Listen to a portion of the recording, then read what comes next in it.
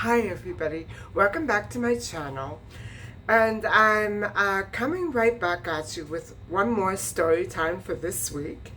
And my goodness, I skipped my moisturizer today, but it doesn't seem to have made much of a difference, has it? Anyway, what I wanted to get into tonight was another one of my scary stories. This one is not as scary as the one that I told recently, and it kind of reflects on what I went through after my father's passing.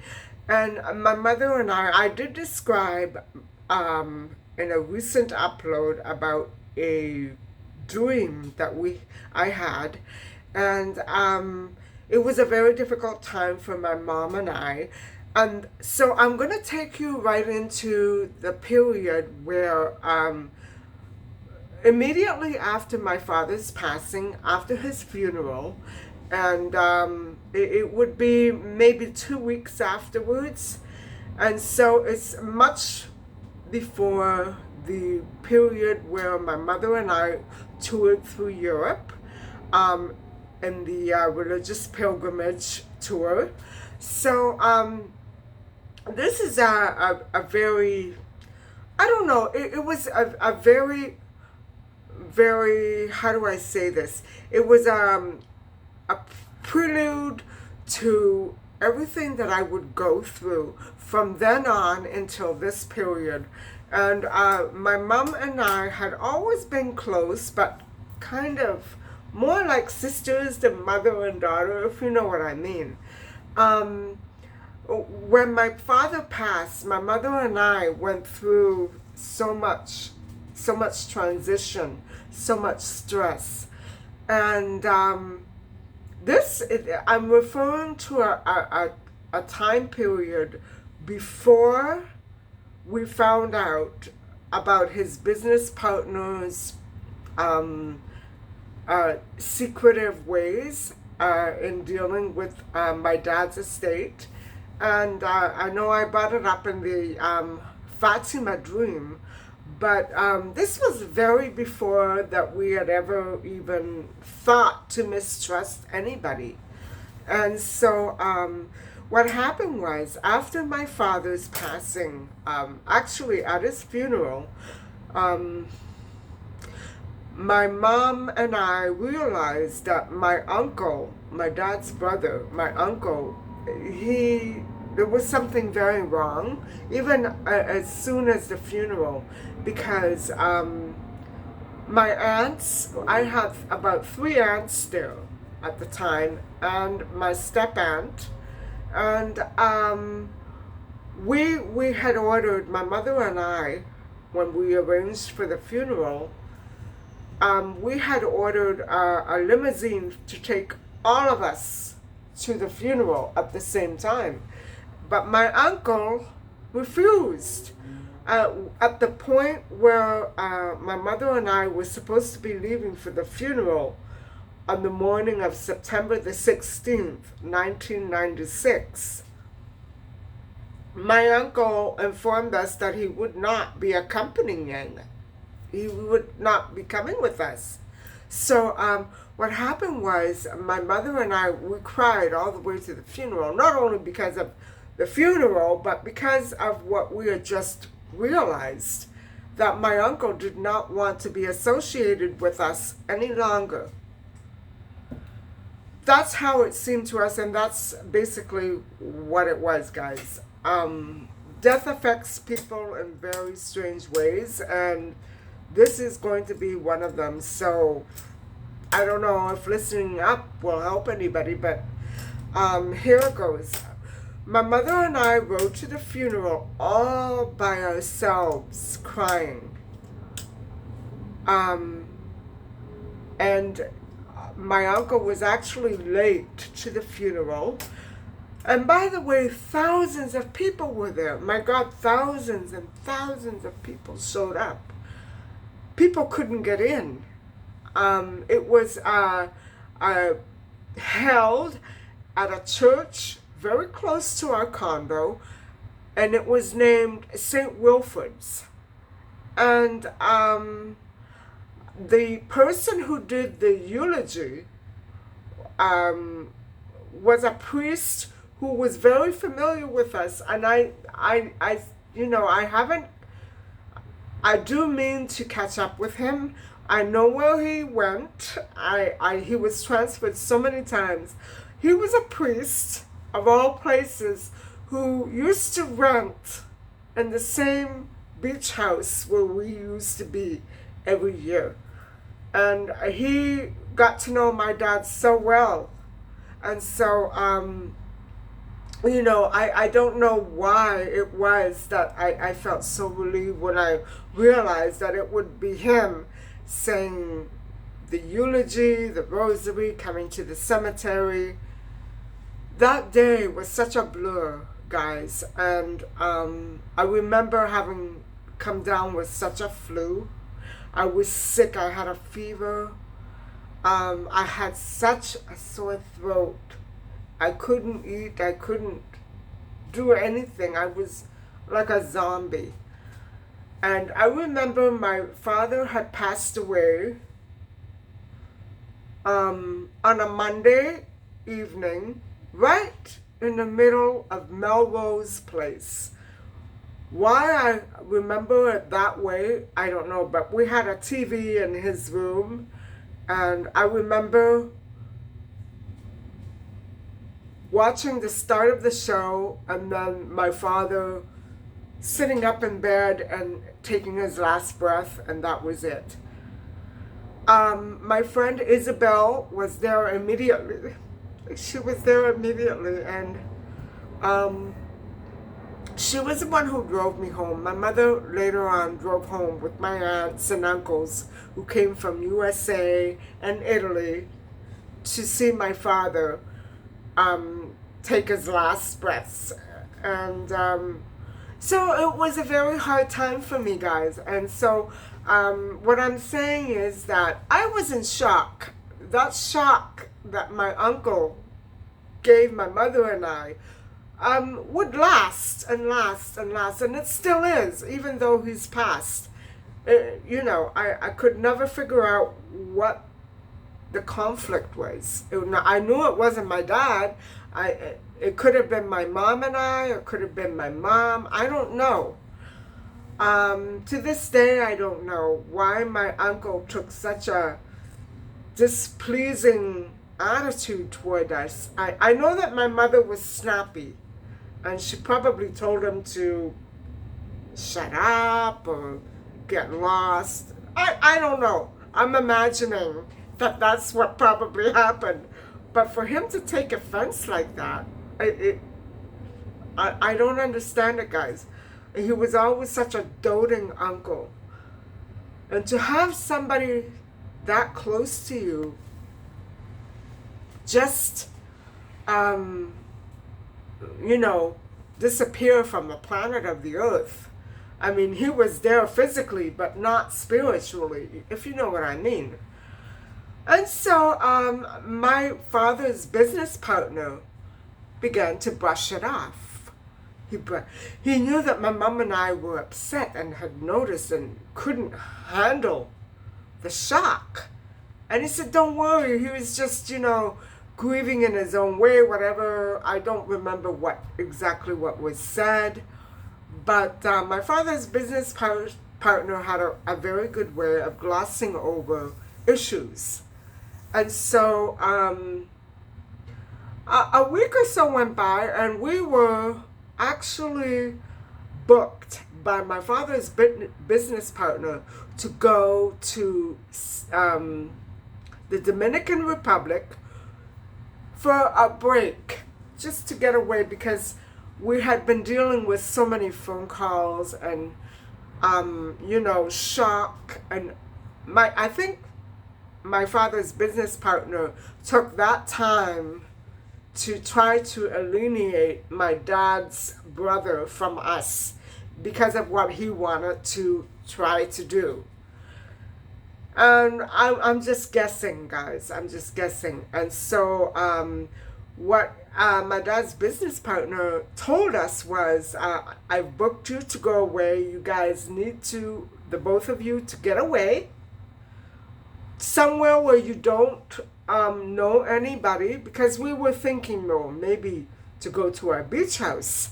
No, that was out of the question. I wonder why, you know? I wonder why.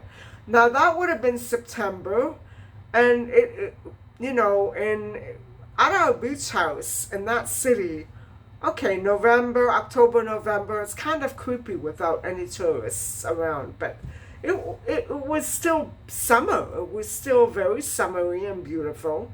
I don't understand why he talked us out of that. So we were to go to the Dominican Republic.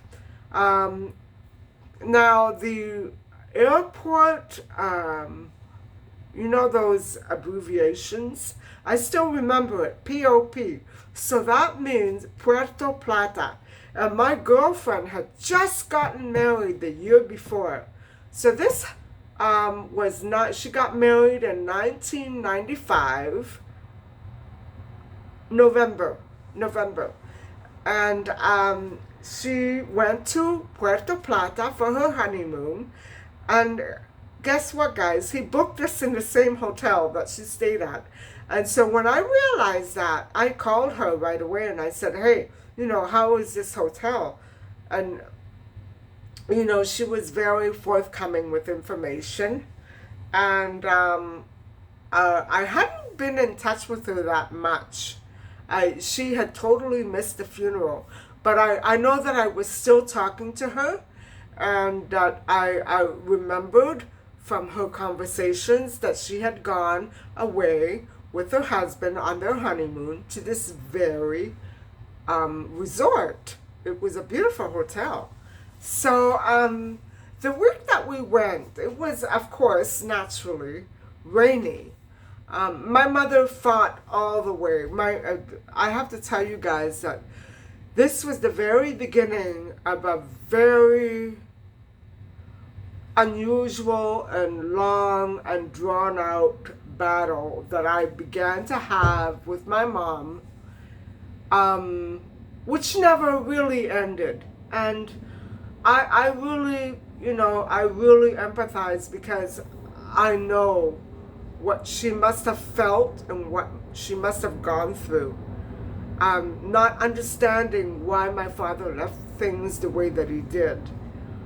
But he apparently knew much, much more than we did. So anyway, I remember that the weather was quite rainy, and my mother and I have been struggling to close my dad's bank accounts and his car insurance, and we were struggling with a lot of little shocks and very difficult, complicated tasks that made us really cringe.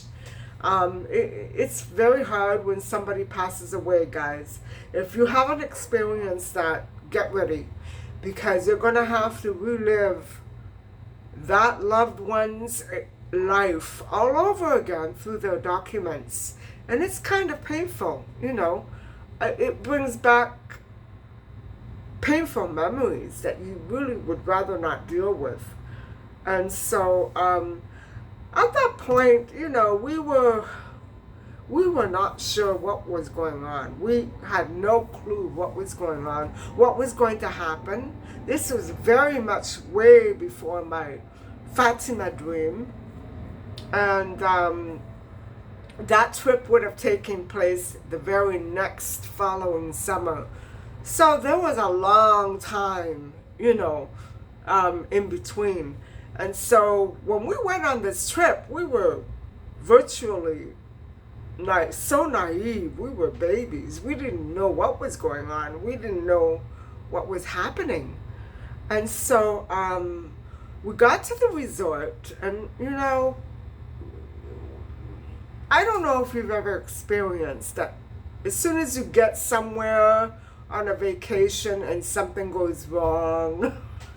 Well, not only did it happen as soon as we got there, but it kept happening all the way throughout. And I shouldn't be laughing, because it should have been to me, and it was, a premonition of what would come in the following 2, 3, 4 years of my life with regards to my father's passing. And so, you know, first of all, the weather, it was like, you know, if you've been looking around at the weather forecast lately for August all over the world and Canada, well, you've got a pretty good idea of how it was then for my mom and I. When we arrived at that resort, there was never any sunshine for the whole, I believe it was it 10 days? I can't remember, guys. 7 days? I can't remember. I blocked it out. There was never any sunshine. It was just pouring rain. Black skies, clouds. My God, it must have been perfect for newlyweds, but not for my mother and I. Anyway, before we left the airport, she had a huge argument with me. And guys, I totally sympathize and empathize with her. I don't want to go on this trip. What, are we supposed to be having fun after your father passed away? What, is he crazy? And you want to go? I said, I don't necessarily want to go. I said I could do with a break. I'm sick. I've been sick for a month now, off and on, and I had a high fever and everything all throughout my father's funeral. I said, but it's not me. I didn't book it. I didn't book the trip. And I remember my girlfriend Isabel wanted to come with us because she had been there many times before, and she wanted to, you know, try to lighten it up a little, show us around, maybe. Her intentions were all good, guys. But when she called my dad's partner at the office to book, he absolutely refused to book her. You're not going. You're not going with them. This is a breakaway for them. You're not going to be anywhere near them. You're not involved. Oh my goodness. I had no idea that he spoke to her in that manner. And she told me months, weeks later, and I was really shocked. And from then on, she never traveled with me. She never did anything with me. And, well, there's one good indication why. And if she was ever depressed about anything, that would have really added to her pile. I really felt so bad because she had been such a great help for me. And I always wondered why he wanted to separate Isabel and I so quickly. And after that, guys, Isabel kind of lost touch with me. She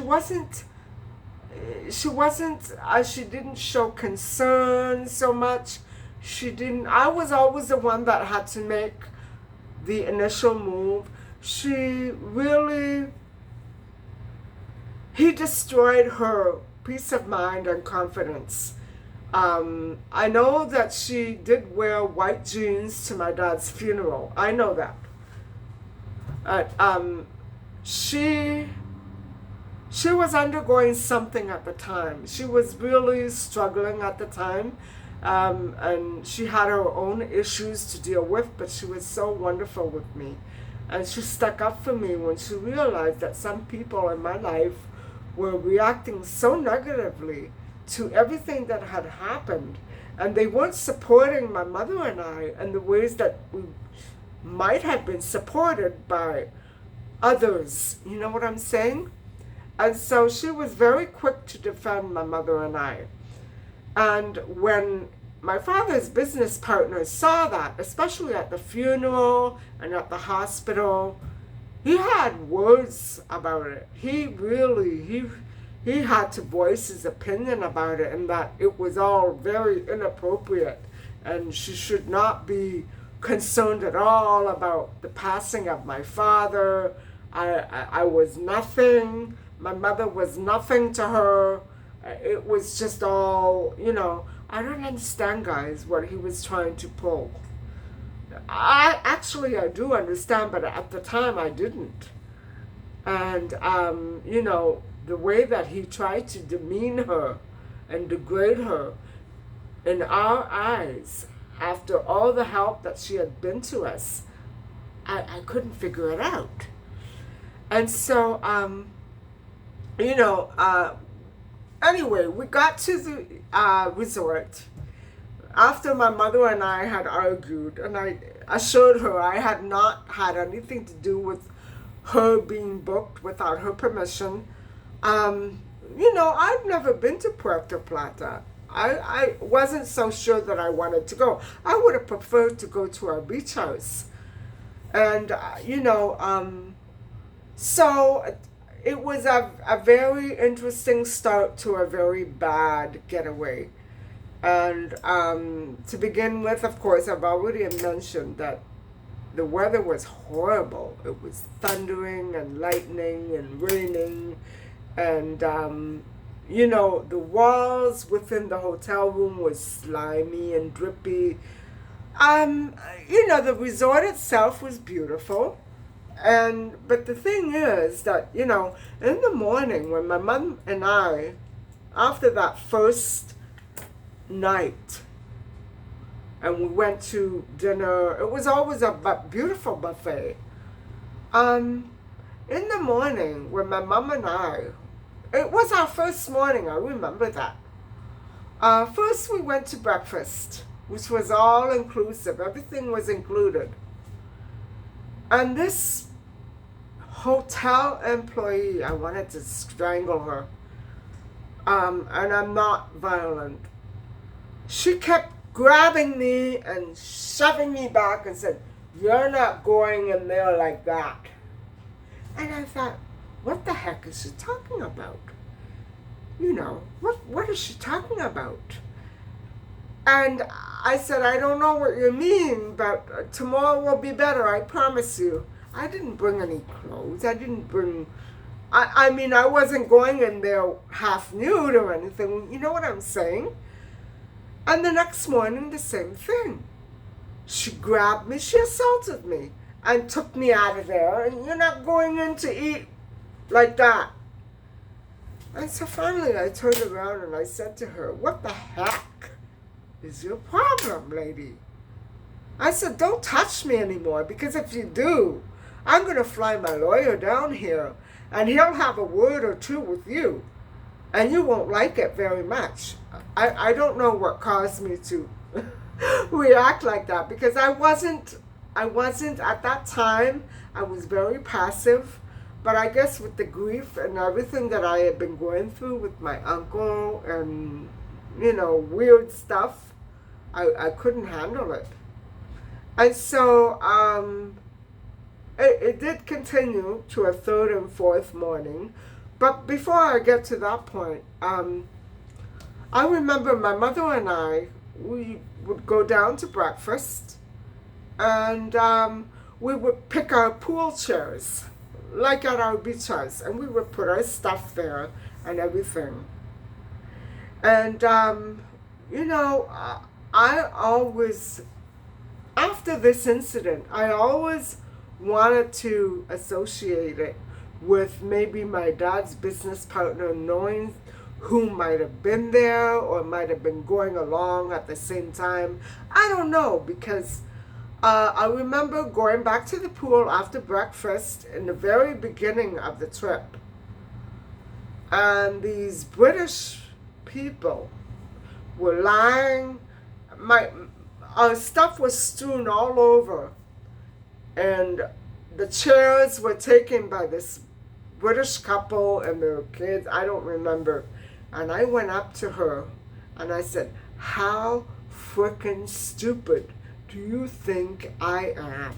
Get your hairy butt off my chair before I fling your butt into the pool so far." And I kept going on and on. I don't know what possessed me, guys. I'm not like that. But at that point, I'd never been without my dad. With the woman in the breakfast room mauling me and her taking my chairs and my stuff. My clothing was strewn all over the pool. I said, get out. This isn't your chair. These aren't, your clothes. Get your butt out. Oh, they got out. They got out. But, I didn't like to exert myself that way. Assert myself that way. Why was this happening to me? And I had to chalk it up to my dad's business partner having arranged something. Maybe the people who bought my father's company, I don't know. But certainly, something was wrong. People were picking on me. And not so much my mother, not my mom, but me in particular. And so the morning after that, my nights were a blur. I remember my mother and I used to go to dinner. There were a couple of little dining rooms here and there. We never wandered from the resort because we were just too, in grief. We didn't want to bother with that. We weren't there to have a good time. We just wanted to relax and sleep and, So, what happened was, that day, that morning, the next morning actually, I went to the front desk after another altercation with this female hyena. I went to the front desk and I said, you know what? I said, in my country, where I come from, it's illegal to put your hands on anybody. I said, I'm coming to your country after my father just passed away. And I said, I'm being physically assaulted every day by one of your female staff. And I said, look over there on the beach. What do you see? And he looked. Guys, I can't believe it. I really actually did this. I said, all these frickin' women with the frickin' chest hanging out. And I said, I have perfectly good clothing on my body and you're throwing me out instead of them? I said, shame on you. I said, if she puts her hands on me one more time, I'll make sure that she'll never be able to do it again.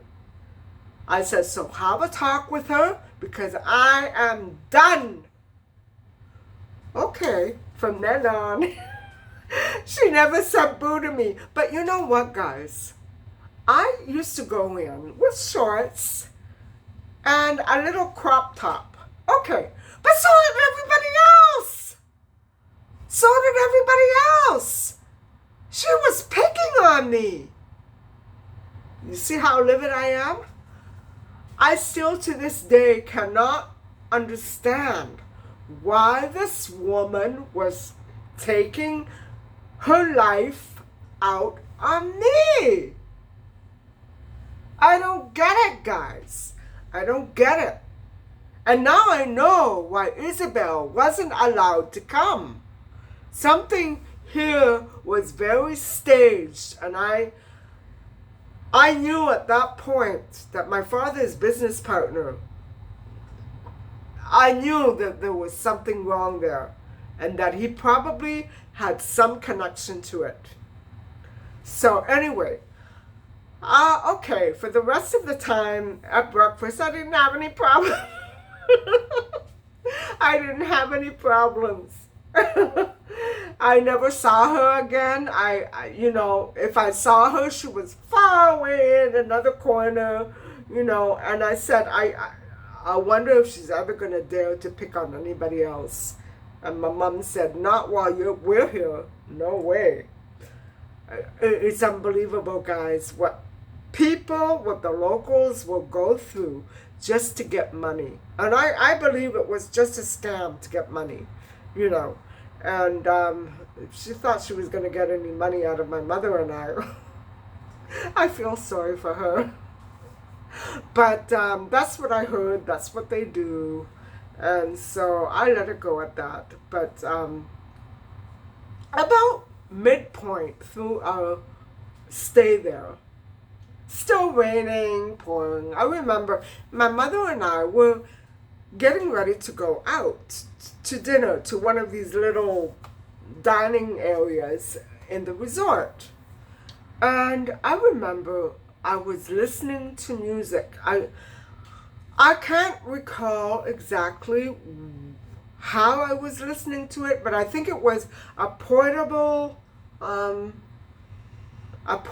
something that when I took my earplugs off, it became loud. And so, I mean, not loud to the point of, just enough to permeate the room. And because I was doing my hair, I remember I was doing my hair, and I couldn't do it properly with the earplugs in my ears. So I took them off. I unattached them completely from the device. And this was the Walkman era anyway. But it wasn't a Walkman, it was something else. And I think it might have been a portable radio. That's what it was. And so my mother came bursting in the room. But I didn't have a mirror behind me. I was doing my hair, and I had just put the curling iron down, and I had my eyeliner right about here, All of a sudden, she snuck up behind me. Oh, my mother. If you had only known my mother. She snuck up behind me and said, "Take that radio off!" So, of course, obviously, guys, what do you think happened when I had my eyeliner pencil right about here? What do you think happened to my eye? If you guessed that I ended up in the hospital, the emergency room of a hospital, you figured it out right, because that's exactly what happened. I jumped out of my chair, and the pencil went way up into my eye, and I couldn't see. Everything became black, and the pain was excruciating. And my mother, I don't know what she was thinking. Obviously, she wasn't thinking clearly.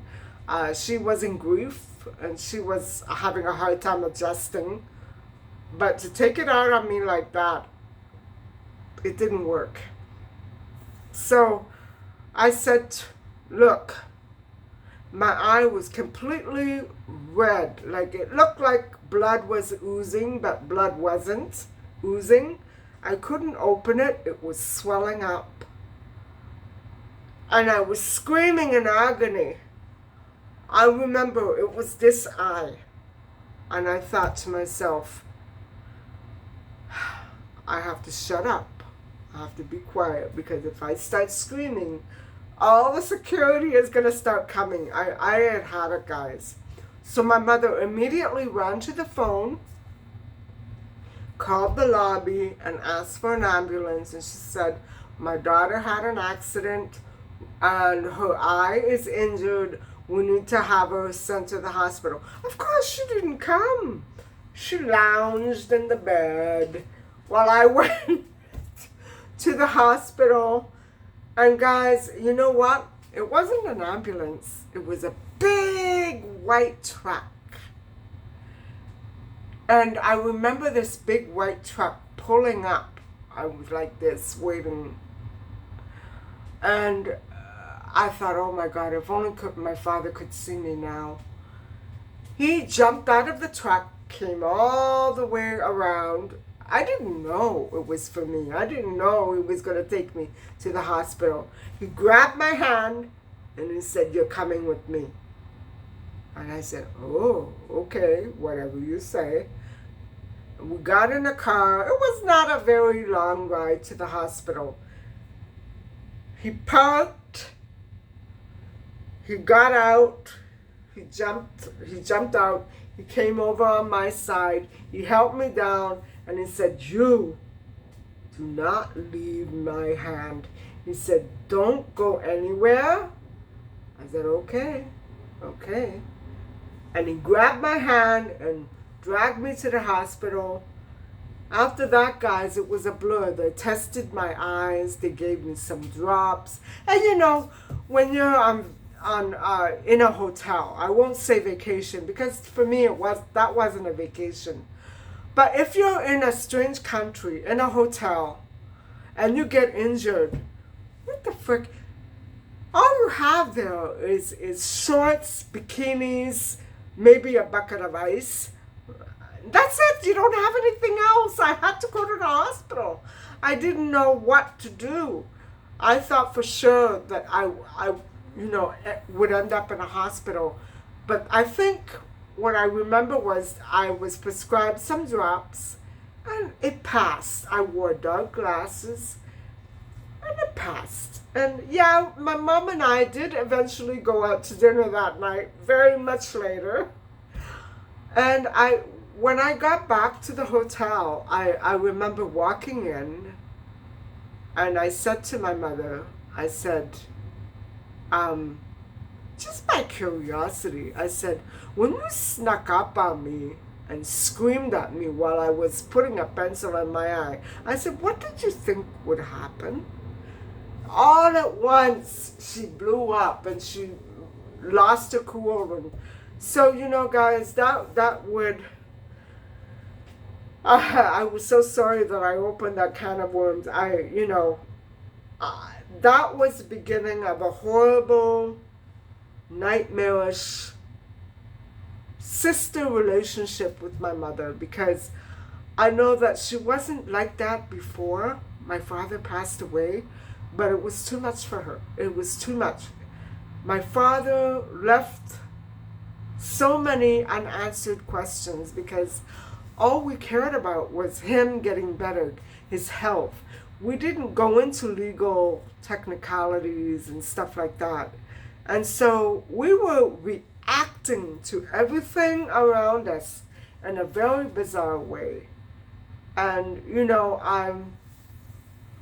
for me to have ended up in an emergency room in the Puerto Plata hospital, it had to have been pretty bad.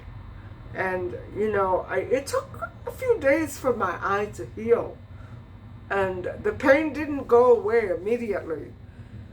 But I always wondered why my mother, chose to do that in that way at that particular moment. She must not have been thinking clearly or thinking at all. I ended up getting very badly hurt, and it was at the cause of her own impulsiveness. All because she hated music.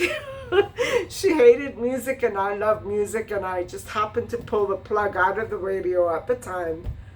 And God, guys, we were at such odds with each other.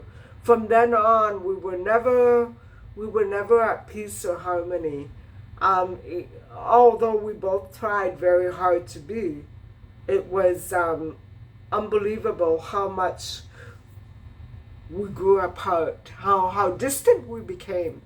And I hated it. I hated the way that my mother and I no longer shopped together the way we used to. We didn't go to the shopping malls together again as much as we had in the past. We didn't go out to dinner and laugh as hard as we had in the past. It was a very troubled horizon for us.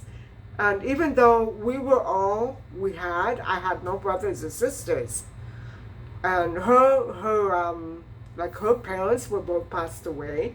She had siblings here in Canada, but not close. They were not that, we were close, but not, not as close as her and I were. You know what I'm saying? And so my father's passing was the beginning of something that would never end between my mother and I. Even though I didn't understand it, I didn't know what it was. I wanted it to be very different, and it never actually was. It never changed. It would only get worse. And if you listen to my Fatima dream upload, you'll understand that, it was all beyond my control and hers. It's weird, guys, how when somebody in your family passes away, how deeply it can really, really affect you if you're not prepared. And, I wish I had another message for everybody out there, but I guess what I'm trying to do here is to confront all of my fears. And to confront all of my fears, I have to start with the past. And the video that I uploaded about my friend's passing, that was scary. I mean, to understand that you have no friends left because they're all dead, that's scary. That's really nightmarish. That all of your past is tied in with people who are dead. To this day, I'm having a hard time coping with that. And so, this vacation, or not a vacation, this getaway that my mother and I took right after my father's funeral, it led me into the awareness that life would never be the same as it had before when my father was around. My father had always taken care of us. And so the reality was finally coming true on that getaway that my father wasn't there to pacify things between my mom and I. We were on our own. And we were literally on our own in the world.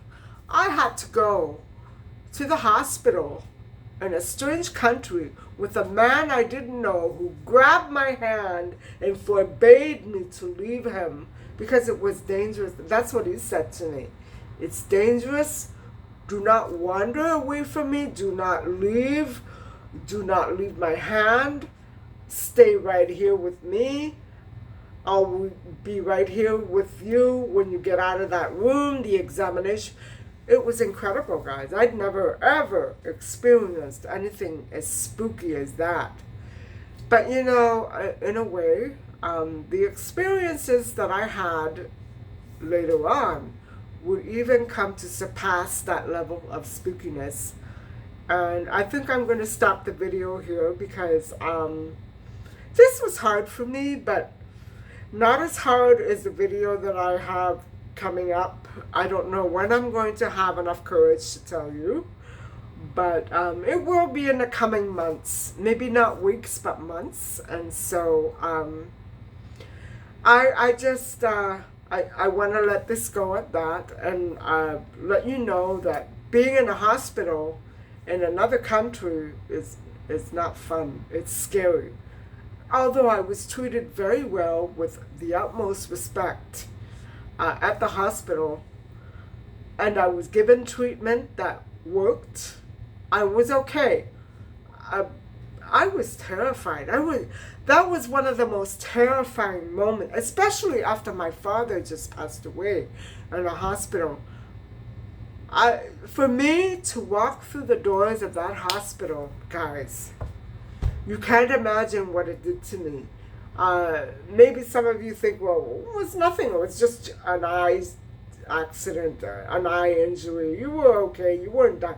I was terrified because I was reliving the experience of my father's death through that strange hospital experience. And anyway, guys, I'm going to let it go at that. I'm not going to dwell on it, but I hope that you have managed to come away from my video with something.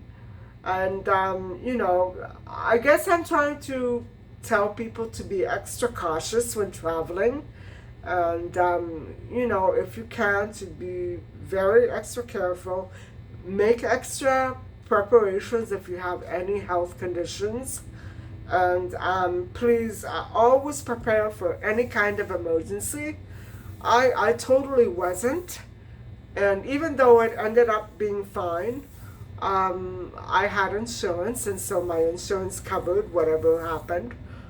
But you never know, right? You have to be really prepared, because just a flick of anything, just like that, I had to go to the hospital. I had to go to the hospital. And it was immediate because I couldn't see. I couldn't see. And I was in excruciating pain. So, anyway, guys, thank you very much for watching to the end. And I hope that you enjoyed the content. Please, guys, come on, talk to me. Let me know what you're thinking. Do you have any similar experiences? And, you know, above all, please do not forget to like and subscribe. Okay, bye for now. Bye-bye.